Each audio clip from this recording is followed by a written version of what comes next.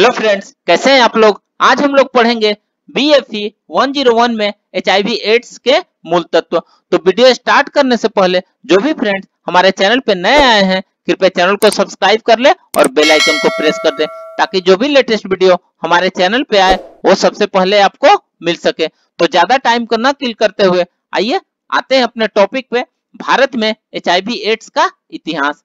जब यह रोग पश्चिम में देखा गया तो उस समय भारत में अनेक लोग यह सोचते थे कि यह भारतीय लोगों को प्रभावित नहीं कर सकेगा। भारतीय लोग संयुक्त परिवार के बंधन में घनिष्ठ रूप से जुड़े हुए हैं और अपने आप को बहुत ही धार्मिक प्रवृत्ति के रूप में मानते हैं। भारत में समलैंगिक क्रियाओं को अच्छा नहीं मानते हैं, इसलिए इसका चलन न के बराबर है। HIV रोग को पश्चिम के रोग के रूप में देखा जाता था। इस रोग को घालमेल या स्वच्छंद भाग की शक्ल में देखा जाता था। यहाँ के लोग इस रोग के प्रति बेपरवाह और आत्मसंतुष्ट थे। सन 1985 में भारतीय चिकित्सा अनुसंधान परिषद की स्थापना हुई और उसने रोगों के बचाव के लिए कार्यक्रमों का आरंभ किया। सन 1986 में चेन्नई में पहली बार एक वेश्या में एड्स के वायरस के रूप में पहचान की गई थी। मुंबई में एड्स से पीड़ित पहले भारतीय रोगी की रिपोर्ट की सूचना प्राप्त हुई। सन 1987 में भारतीय चिकित्सा परिषद ने इस देशांतरगामी महामारी से बचने के लिए देश को सावधान रहने की घोषणा की।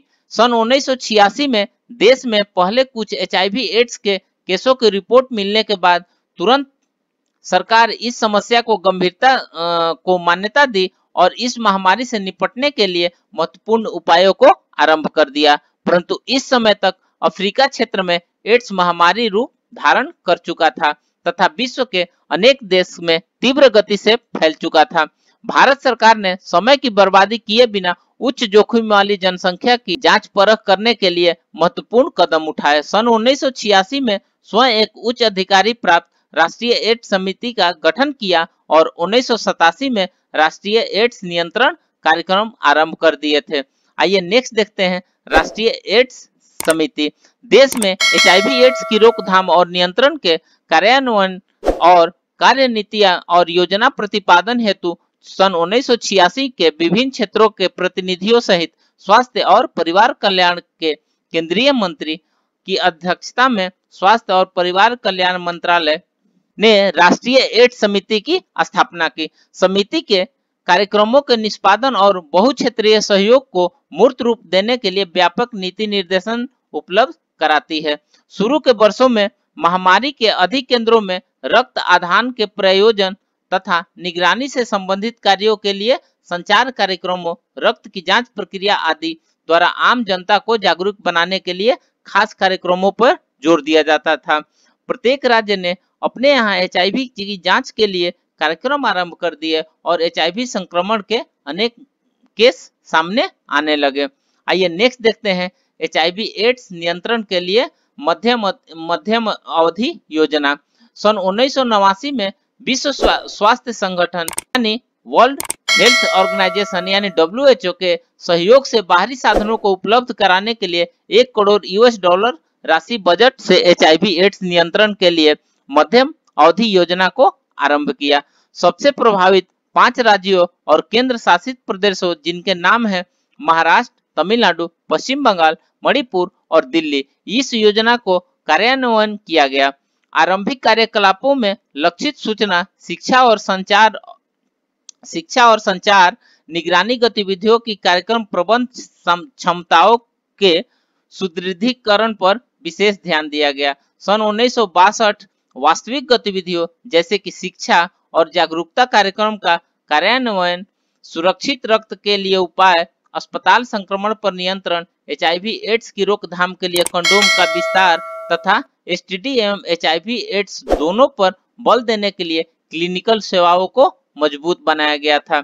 आइए नेक्स्ट देखते हैं राष्ट्रीय एड्स नियंत्रण संगठन यानी नेशनल एड्स कंट्रोल ऑर्गेनाइजेशन नाको।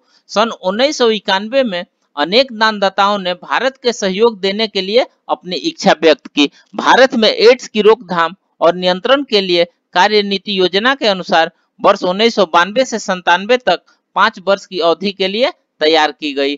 कार्य नीति योजना के लिए अब तक विश्व बैंक, विश्व स्वास्थ्य संगठन और अन्य अंतर्राष्ट्रीय एजेंसियों से सहयोग राशि प्राप्त करता रहा है।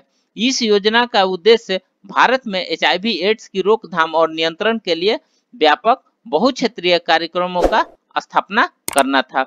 अपने उद्देश्यों से की प्राप्ति को ध्यान में रखते हुए HIV एड्स के भयंकर आक्रमण से सबल निपटने के लिए 1992 में भारत सरकार ने राष्ट्रीय एड्स नियंत्रण संगठन यानी नाको की स्थापना की। यह स्वास्थ्य और परिवार कल्याण मंत्रालय नई दिल्ली का कार्यकारी निकाय है। इस कार्य में एड्स की रोकथाम और नियंत्रण करना है। राष्ट्रीय एड्स नियंत्रण का अध्यक्ष परियोजना निदेशक के रूप में एवं अतिरिक्त सचिव होता है। इसके सचिवालय में एक अतिरिक्त निदेशक परियोजना निदेशक, तकनीकी विषय विशेषज्ञ तथा टेक्नीशियन और प्रशासनिक कर्मचारी होते हैं। आइए नेक्स्ट देखते हैं राष्ट्रीय एड्स नियंत्रण बोर्ड। राष्ट्रीय एड्स नियंत्रण बोर्ड की स्थापना राष्ट्रीय स्तर पर की गई है। इसकी अध्यक्षता स्वास्थ्य और परिवार कल्याण मंत्रालय के स्वास्थ्य सचिव करते हैं। इस कार्य स्वीकृति, प्रबंध, अनुमोदन तथा निजी एजेंसियों को संविदा देना और उनके कार्य को शीघ्र निपटाने के लिए राष्ट्रीय एड्स नियंत्रण संगठन की नीतियों का पुनरीक्षण करना शामिल है। बोर्ड के अन्य प्रमुख कार्यों में वार्षिक संचालन योजना, बजट का निर्माण करना, कार्यक्रम घटकों के बीच निधि पुनः आवंटन करना, कार्यक्रम प्रबंधकीय दलों का निर्माण करना और वरिष्ठ कार्यक्रम स्टाफ की नियुक्ति करना जैसे काम शामिल है। बोर्ड सभी वित्तीय और प्रशासनिक शक्तियों का प्रयोग करता है। ये शक्तियां अतिरिक्त सचिव और नाको के परियोजना निदेशक से भी अधिक होती है, जिनका प्रयोग भारत सरकार का स्वास्थ्य विभाग वित्त मंत्रालय के व्यय विभाग के अनुमोदन से ही कर सकता है। इस बोर्ड में वित्त मंत्रालय का एक प्रतिनिधि होता है, इसलिए निधि योजित कार्यक्रमों के लिए किसी प्रकार का वित्त मंत्रालय की राशि के अनुमोदन की आवश्यकता नहीं पड़ती है। राष्ट्रीय एड्स नियंत्रण बोर्ड सभी कार्यों के निष्पादन और उनको सौंपने का अधिकार रखता है, चाहे वे कार्य स्वास्थ्य सेवाओं के महानिदेशक की अध्यक्षता में तकनीकी सलाहकार समिति के द्वारा क्यों न निष्पादित किए गए हो। राष्ट्रीय एड्स नियंत्रण संगठन केंद्र और राज्य सरकारों, विभिन्न सरकारी विभागों, स्थानीय निकायों, गैर सरकारी संगठनों के साथ भागीदारी, निगम निकायों के साथ घनिष्ठ सहयोग और प्रभावकारी संयोजन करता है।